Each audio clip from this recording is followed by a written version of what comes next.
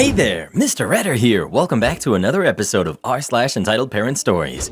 Our first story we'll be reading today. My Karen stepmom demands I give up my room for her daughter. After that, my boyfriend dumps me for sending him a photo of me at the hospital. And after that, am I the jerk for mentioning my best friend's former crush on me at his wedding? Now for every thumbs up this video gets, one Karen does not get to ruin anyone's wedding. I'll find a way, Reddit boy. I always do. So please smash that like button and subscribe and turn on notifications for new stories from Reddit every single day. My Karen stepmom demands I give up my room for her daughter. So I, 16 female, live with my dad since he and my mom split up, and just recently he got married to Kelly. Kelly has a daughter who's 13 and a son who's 9, and they just moved in with us.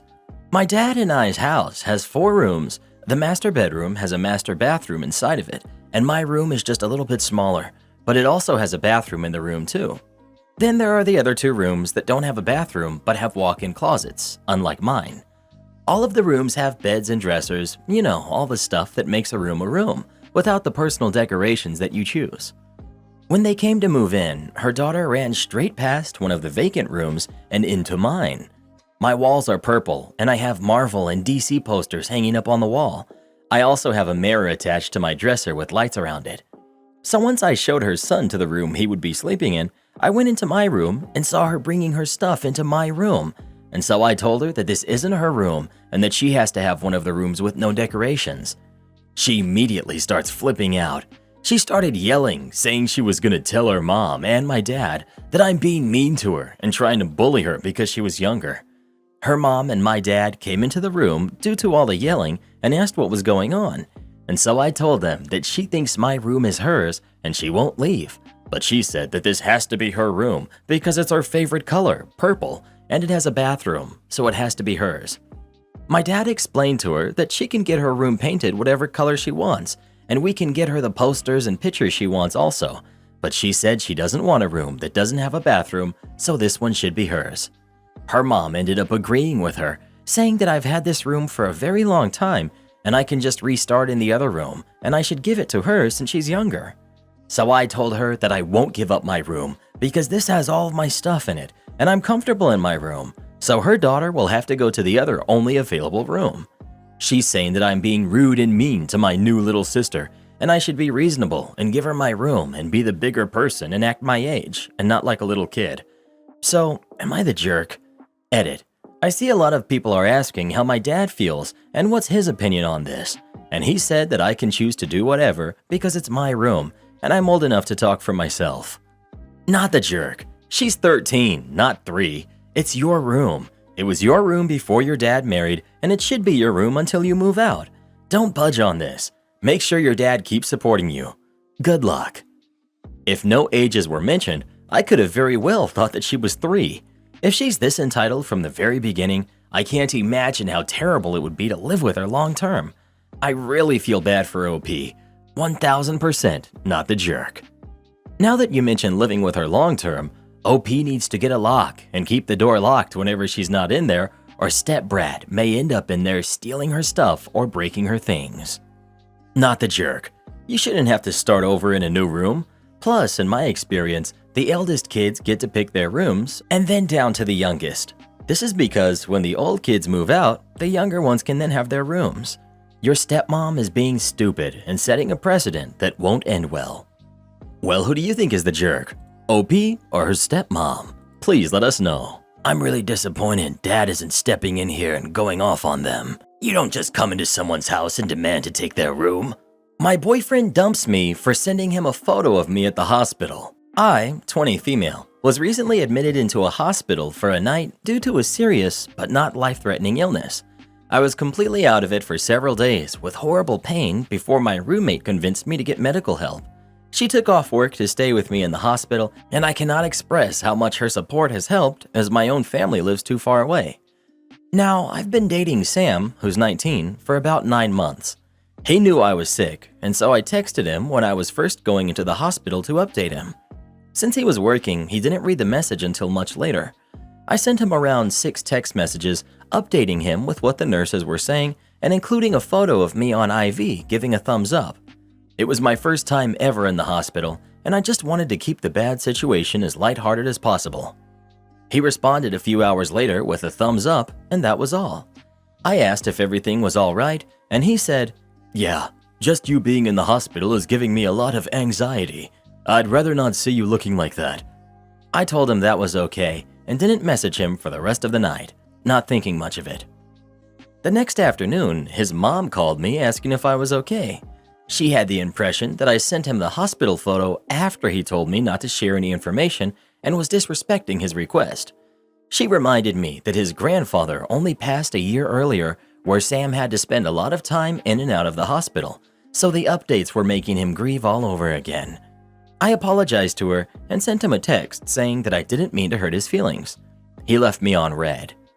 My roommate thinks that I didn't do anything wrong at all, and he's being too sensitive and immature for involving his mom. Personally, I think this is a bit unfair, as he was really close with his grandfather and struggles with anxiety. I really feel guilty now, as I know how mental health can be, and I never want him to suffer. Am I the jerk? Update. This morning I woke up to a text from Sam asking for a break. He told me he needed to focus on himself and that there's too much drama in this relationship. I agree. I've been with Sam through all of his anxiety attacks, holding him, crying in my arms more times than I can count. He has never done the same for me. I've made excuses over and over again for this behavior. I've begged him to go to therapy and he's always refused. This hospital stay and your comments have been eye-opening. Oh, and for his mom? She reminded me to let go of my feeling and do what's best for me. I'm starting up therapy because I'll be needing the support when you're gone. I actually laughed out loud at that one. She hasn't reached out to me yet, and I hope she never does. My roommate and I are figuring out how to end things once and for all. So yeah, that's it for now. Feeling a lot of emotions, but I know it's for the best. Also, thank you so much to the lovely Redditors who have given me advice and wished me well. I'm doing much better, and I appreciate it a ton.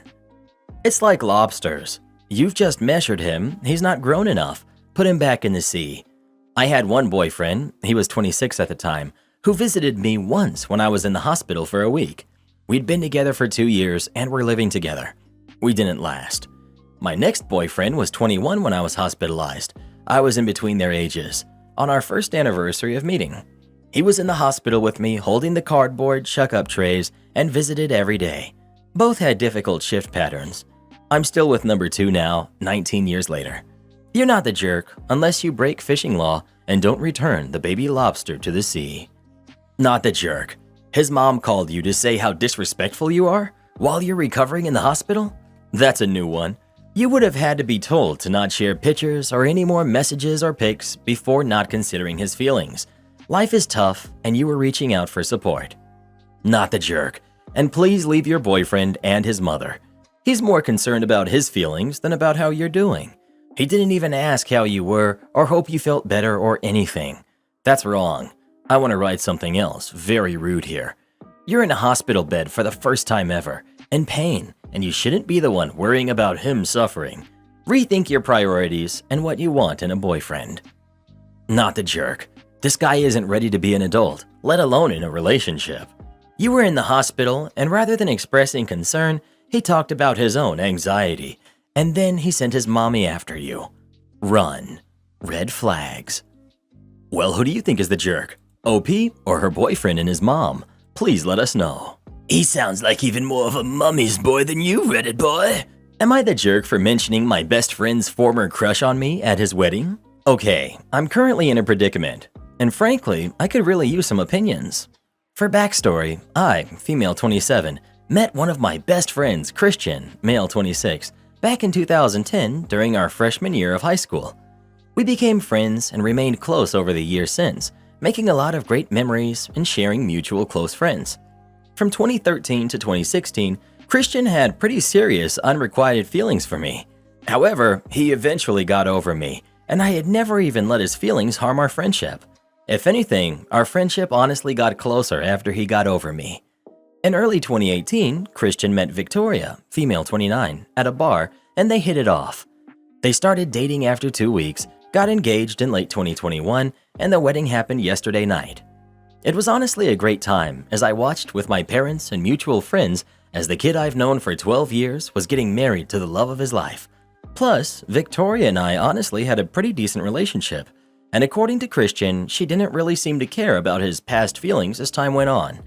Anyway, as the night kept going with a lot of music and dancing, I got up to eventually give a speech for Christian. I talked about how we first met, how much our lives changed since then, and just how great of a person Christian was. The attendees were clearly touched, and Christian and Victoria both looked happy. As I talked more about our history, I jokingly mentioned how Christian had the hots for me, but that didn't matter because he found his soulmate and that our friendship was stronger than some unrequited feelings. Most of the crowd laughed, and I could even see Christian smiling for a second before seeing Victoria's confused face. After the speech was over, I went over to the bar with a few friends. Christian came up and hugged me, thanking me for the speech. However, at our hotel, one of my other best friends, Devin, female 27, told me she had heard gossip from the bridesmaids that Victoria was really upset with me for bringing up Christian's previous feelings for me at the wedding. Apparently, Victoria genuinely had no issue with Christian's feelings, but felt it was inappropriate to mention them at a wedding. I sincerely intended no harm with my actions. Maybe I didn't read the room. Everyone I've told is honestly split on whether I'm the bad guy or not, so it's definitely been polarizing. Christian hasn't mentioned any of this to me, and I'm not sure I should ask him. Am I the jerk? Edit. To those of you asking about whether the speech was planned or impromptu, I had asked Christian's parents beforehand if I could give a speech, and they were more than happy with it. People have to stop with the assumptions that this has anything to do with me having feelings, though. Yeah, saying that in my speech was probably an idiot move, but my sincere intention was to tell everyone about our 12 years of friendship and some of its history, and like I said, people were touched up until my fateful joke. Oh, you pulled the "he was into me first" card. He was in love with me, but I turned him down, and so now he's into you.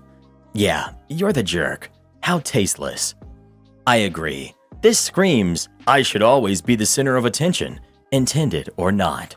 Also, your crush was such an ego boost that I still revel in it 6 years after it ended. This is what it was all about. OP can deny it all she wants, but this was not about celebrating years of friendship with her friend, but about stroking her own ego one last time. You'll be forever known as the groom's female friend who said, "He was into me first" during a speech at the wedding. There's a time and a place for jokes like that, but a speech at a wedding reception isn't one of them. You're the jerk. Exactly. OP for sure owes the couple an apology, but frankly, the person she humiliated here is herself. All the guests at this wedding will be dining off this story for years to come. The time I went to a wedding and a drunk friend of the groom tried to imply he was her sloppy seconds to the bride is a pretty killer anecdote, likely to elicit many horrified reactions and follow-up questions from its audience. You're the jerk.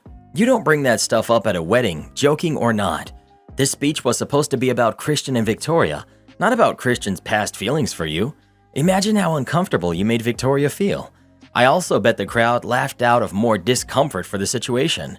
You need to apologize to the bride and groom. I understand you didn't mean that comment maliciously at all. It was just wildly inappropriate considering the time and place. Not the jerk. This is what the dude gets for sticking around as that guy friend for so long. I know most of you will think I'm crazy for saying this, but I need to speak the truth right quick. Me being a young woman who always keeps it 100. All guy friends are only sticking around because they want to hook up with you. It took years for this to finally click in my head, but once it made sense, everything just clicked. Don't believe me? Text one of your guy friends right now and ask if they want to hook up with you tonight. They will jump at the opportunity because that's the only reason they're into you. Guy friends who we don't hook up with are just emotional sponges and used as an ego boost for our self-esteem. I'm speaking facts right now that y'all will hate me for, but I've talked to many of my homegirls about this, and in private, they will admit that this is 100% true. But of course, in public, they want to act like dude friends are legit interested in them for who they are. It's crazy how we all gotta act fake in real life and deny the truth. Downvote me all you want. I'm in reality keeping it 100, while you over here denying straight facts. Well, what do you think? Is OP the jerk for what she said in her speech or not? Please let us know. This never would have happened if OP would have just kept it 100. Skirt, skirt. Well, I guess in a way she was kind of keeping it 100. It's not like she was lying, right? You know what I mean, Reddit boy. You would have to take that up with the board of directors. There's a huge nationwide electronics retailer in the UK called Currys. They are renowned for having terrible customer service, but very occasionally having decent prices. I was in the market for a KitchenAid stand mixer, and my employer had an arrangement where I could buy Currys gift cards for a 10% discount. I was a bit reluctant to use them based on past experiences, but thought I would take advantage of saving a bit of cash and ordered my mixer online, delivery due in a week. Easy peasy, I thought. It was about £250 or $300 before discount. Delivery date comes and goes. No mixer. The next day, I ring up customer service and ask what happened. After 20 minutes on hold, they tell me the product is out of stock and I will need to wait for their next delivery in 10 days' time. Not too bad. I'm a patient person. 10 days later, still no mixer or order update, even though it's showing as in stock and available to buy on their website. Back on the phone to customer service. More time on hold. This time I'm told there is an order backlog and they couldn't tell me when it would be delivered, so I ask for a refund. Unfortunately, in the UK, if you pay by gift card, you can only get refund by gift card. At this point, I had no desire to ever use Currys again and was disappointed in myself for ever giving it a go. I would have no use for a gift card, so I decided to give them a bit more time. No prizes for guessing that this didn't bear fruit. A couple of weeks later, I used the customer service online chat to see what's going on. Again, they are completely unable to help or confirm when or if I would receive my order. I asked what I was expected to do, and the bloke said something along the lines of, "No idea, mate. You would have to take it up with our board." Ha ha ha. Fine. It's malicious compliance time. A quick trip to the company's house website gives me a list of all of their directors. Another hour on LinkedIn, and I've tracked them all down. I proceed to send every director a summary of what has happened and links to screenshots of the online chat I had with the CS rep. Less than a day later, I get a call from the CEO's personal assistant apologizing profusely and personally guaranteeing me that she will sort it out. By the time this all happened, the mixer had gone down by another 60 pounds, so she processed my order again and said she would arrange for the accounts team to send me a voucher for the difference. She was genuinely the hero of the story. The very next day, my mixer arrives. Happy days. A few days after that, I get a letter with a Currys voucher. I thought this would be the end of my sorry saga. However, as icing on the cake, they proceeded to send me 3 more 60-pound vouchers at random intervals over the next few months. I can only guess that their admin team is as useless as the customer service team. For completeness, I spent the vouchers on a new oven, which unsurprisingly turned up late and faulty and had to be replaced. Some of these stores will do you so wrong. I like to find one good one I can count on and just use them for everything. Threaten my job? Thank you, I will. I posted this elsewhere, but I feel it also fits right in here too. A bit of background. This happened in the UK in about 91 or 92, and I'm female. At the time, I was about 20 or 21. In the early 90s, I'd just come back from working overseas, and as it was December, I needed a job quickly, so I took one at a Turkish restaurant. Relevant later. It was a waitress job, and I truly loved the job. The one other waiter was nice. The 3 chefs were great and taught me a few tips and recipes I still use to this day. The management, husband and wife, seemed okay at first, but typically didn't want to have to do anything except mingle and drink wine during service hours, never once helping, but always quick with blame. A typical night. Myself and the other waiter worked our backsides to the bone, and they'd just sit, watch, and pester the customers. I didn't see a single tip when I worked in this restaurant, but it's UK, so not compulsory anyway, so I didn't think anything of it at the time. We worked through Christmas and the New Year's Eve shift was approaching, so the manager asked me to purchase some cloth napkins from a store on the other side of town, which I did. I bought them, took them into the restaurant, and I didn't notice until afterwards I was shortchanged in my reimbursement for purchasing them. I had to use my own money. One of the managers said she had had a great idea and she'd like me and the other waiter to wear something in lines of traditional Turkish costume that evening for the booked solid New Year's Eve shift, a shift I was due to start in a few hours. This was the first time she had mentioned anything about this idea of hers. I mentioned it could be possible, but I'd like to see what she had planned. She produced a cardboard box and showed me the first stunning outfit she had chosen for the waiter, my colleague. I said it looked amazing and questioned what she had chosen for me. Bear in mind, I was very slim, about a size 6 to 8, UK, and about 5'10". She produced this see-through outfit that definitely didn't look like something I should be wearing at work. I asked her if she was serious. She said, yes, to which I said, I'm not wearing that. She then told me that I'm wearing it or I'm fired. So I replied with a simple, bye then, and reached for my things. She retracted immediately in a panic, saying, no, I didn't mean that. I need you to stay. I smiled and walked out. A few days later, I popped in for my final wages, cash envelope and tax documentation, and the other waiter was there at that time. He said that I'd really left them in a bad spot that night for doing that. I apologized to him, very genuine, to which he smiled broadly and said nothing to be sorry for. The management had to help that night, and he even saw some tips. The management were grumpy when they came out to see me and very grudgingly gave me my final wages.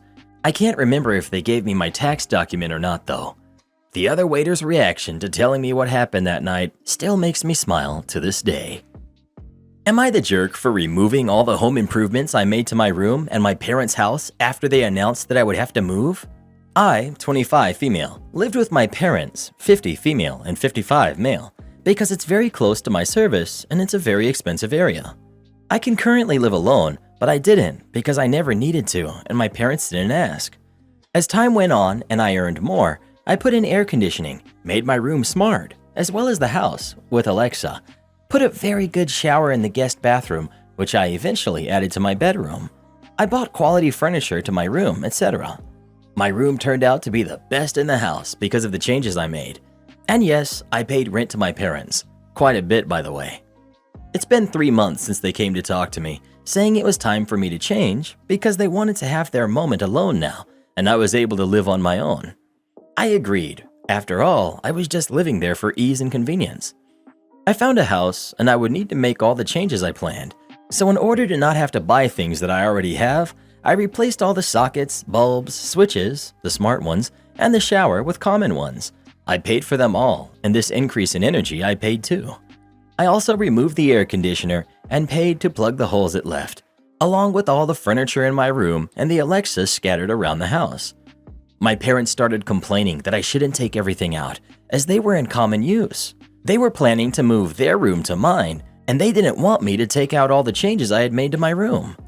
I said that they asked me to move, and I'm taking everything I bought, because I needed to have other expenses. I made a payment on the house, and these items were all bought by me, and all the increase in energy I had was paid only by me too, and that if they wanted to buy them, I can help them search online, but I would take these items. They called me selfish because I made the house worse and removed the items in common use, as they were already used to the smart home. They complained even more when I didn't want to leave the 65-inch smart TV in my room as a gift for them. I didn't leave it because it's new and it was too expensive. I moved a week ago, but they're still upset. All items are brand new, less than a year old. Also, yes, it was cheaper for me to replace. Legally, I can do this. It's not in the US. These things are very expensive in my country. Am I the jerk? Not the jerk. I don't understand why your parents would expect you to leave stuff that you bought for your convenience. As long as the hole from the AC unit is patched and painted, there should be no issue. This reminds me of the post some time ago of the tenant who turned a bare dirt backyard into a nice garden with plants, greenhouse, a garden shed, etc. And when asked to leave, took it all along, only for the landlords to freak out because the value of the house plummeted because of the backyard. Never gets old. Not the jerk. Your parents wanted to profit from the changes you made. Any chance you could have left it as was, or they had paid for new equipment? Sounds like my former flatmate who forced me to leave when I was only away for a few months because she wanted her friend to move in and expected me to leave all of my nice furniture for her at less than half the actual price. I packed and moved everything out across several states. Am I the jerk for saying I didn't sign up for the job of always being a babysitter? My dad met his wife when I was 10. She had 2 kids. Her daughter was 7 and her son was 5. Their dad walked out on them and they had not seen him since, where my mom passed when I was 8. My dad and his wife set me down when they were getting serious and told me her daughter would need me to look out for her because she's special needs and has Down syndrome. They told me I would be her big sister now, and it was important I be a good one because she would always have trouble. I told them I didn't want to be a big sister, and they said what I wanted wasn't important because it was happening, and she would need me more than he would. So ever since that little talk, it has been on my shoulders to make sure she's okay. Kids being mean? I need to help. She doesn't have anyone to hang out with her? I need to do it. I don't want to? I get a lecture. I resent it, I do. I don't resent her. I know it's not her fault, but I never wanted to do any of this stuff. I never signed up to be a babysitter, but especially now, that's what I am. If they want to go anywhere, I have to stay with my stepsister, and she's very attached to me. Like she's clingy and needy with me, and I know she loves me a lot. She's more attached to me than she is to her brother, or her mom for that matter. She will choose me over her mom in a lot of things. I'm even told to hold her hand when we're out if she doesn't want to hold her mom's hand. I hate all of it. I'm 17 now, and the end of my time here is drawing closer, and I plan to move out ASAP and not come back home for any weekends or any day visits. My dad's wife is aware of this too. She's heard me make plans, and she and my dad have started trying to convince me to stick around. Even worse, they've taken 3 of my weekends in the last 2 months and made me babysit her daughter for the entire weekends. They're trying to add pressure for me to not just dip from their lives because it would crush my stepsister. This past week, I had enough, and I lost it when it was just me and my dad and his wife at home. They were making plans for next weekend, and I told them I had never signed up for the job of always being a babysitter, and that if they thought I would feel guilty for leaving it all behind, then they were wrong, because I can't wait to leave, and I won't miss any of them when I'm gone. My dad started yelling at me and asking how could I be so cold, and I was a jerk for acting like being part of the family and being part of my little sister's life was a chore. Tension has been present ever since, and I see that my stepsister is really bothered by it. She started crying when she got home that day, and she's cried a lot more since, more than is normal for her. And I'm being blamed. Am I the jerk? Not the jerk. Kids are not autonomous responsibility modules. It doesn't matter if she loves you. It doesn't matter if they expect it. You deserve a life. You have a great deal to look forward to in your future, and being their auxiliary babysitter isn't it. Frankly, there's help for those who need a caretaker for handicapped individuals, and failing that, it is the parent's responsibility. Not yours, not a kid's, not anyone else's, theirs. They wanted some rose-colored love story, free from tedious responsibility. Forget that. Go live you. Go no contact, and forget them as soon as you can get out. Well, who do you think is the jerk? OP or her dad and his wife? Please let us know. When will parents stop trying to make their kids be parents? How not to recruit a nurse. In nursing school, you have clinical days. The day before clinical, you have to go to the hospital and pick a patient you'll work with the next day. You also have a chance to work as a CNA while in school to gain more experience and make a little money because it's difficult to work full-time and go through nursing school. There were 2 hospitals in my small town. I worked at Hospital A in the ICU as a CNA. My clinicals were in the larger hospital, Hospital B. I worked a day shift at my hospital and ran over to the other one across town to pick my patient and get my pre-clinical work done. It was about 30 minutes after 7 when I got there. Most hospital shifts you work are 12 hours, 7 to 7. I knew I was going to be on a med-surg floor, so I got on the elevator to ride up and looked through my paperwork to find out what unit I'd be at the next day. A lady in a pantsuit with a hospital badge was already on the elevator and gave me a look like I had peed in her Cheerios. Okay, I just moved to the side and finally found my paper letting me know what floor and unit I needed to go to. In a really ugly tone, the pantsuit asked, "Where are you headed?" Me, staying polite, "I'm headed to 3N. She slammed the button and just said, "Thank you." As we were riding, she turned to me and started chewing me out. "It's not appropriate for you to be coming in 20 minutes after shift change. We've been understaffed all day, and those units are slammed right now." I just kind of stared at her for a second and thought, I'm not going to be disturbing the nurses, and if I have to wait on a chart, that's fine. I don't intend on interrupting report, but I just said, okay. If anything, her face got angrier. My floor arrived and she stepped out with me and kept pace with me as I headed to the nurse's station. I went to the side and took a look at the assignment board to see if anyone had a diagnosis I hadn't worked with before, then sat down out of the way and waited quietly because the charge nurses were still discussing assignments. When they finished, I'd ask the charge nurse if there was a patient I should pick. I do this because sometimes there were interesting procedures or I'd get a chance to practice my skills the next day. As I was waiting, Pantsuit lady watched me, and when she saw me sit down, she immediately snapped her fingers at me and pointed down to the floor and said, "You, come here." The voice was nasty enough that it stopped several people mid-report to find out what was going on. I stood up and approached her, and she grabbed my sleeve and pulled me over closer to the charge nurses. Ignoring me and talking directly to the charge nurses, she proceeded to tell them that I was their aide, and she wanted them to make sure I was written up for being late. I realized then that she thought I worked there. I was a lot less confrontational or aggressive then. My, how nursing changes you. But I never really got the chance to say anything as she jerked my hand away from me and wiped it like she had just touched doo-doo, looked at me with a face I can only describe as sour lemon smugness, and walked away. The charge looked at me and said, "We already have an aide, but sure could use you. Let me see how." She trailed off as I held out my hand and said, "I don't work here. I'm with my school, and I'm here to pick out a patient for clinicals tomorrow. Does that lady always treat people like they're dogs?" The charge nurse stared at me for a second and then started laughing and said, "Stupid jerk, don't mind her. We all hate her." She then asked, "How much longer do you have?" I replied that I graduate in 6 months. I also asked if they had any interesting procedures or if they had a patient that a one-to-one student nurse would make easier to handle. She also asked where I planned on working after I graduated. I just looked down the hallway where the pantsuit had gone and just said, "Well, not here," which made her laugh even more.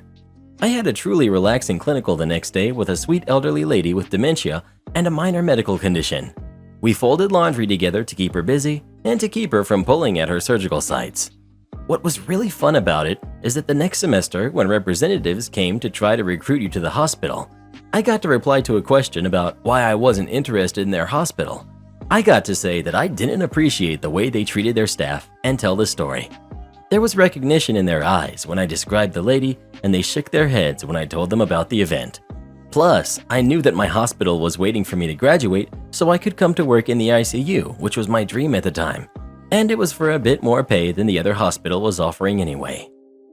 Support our channel by joining as a member today, and we'll give you a shout out in our next video. Or come watch this video next. You won't believe what Karen does in that one.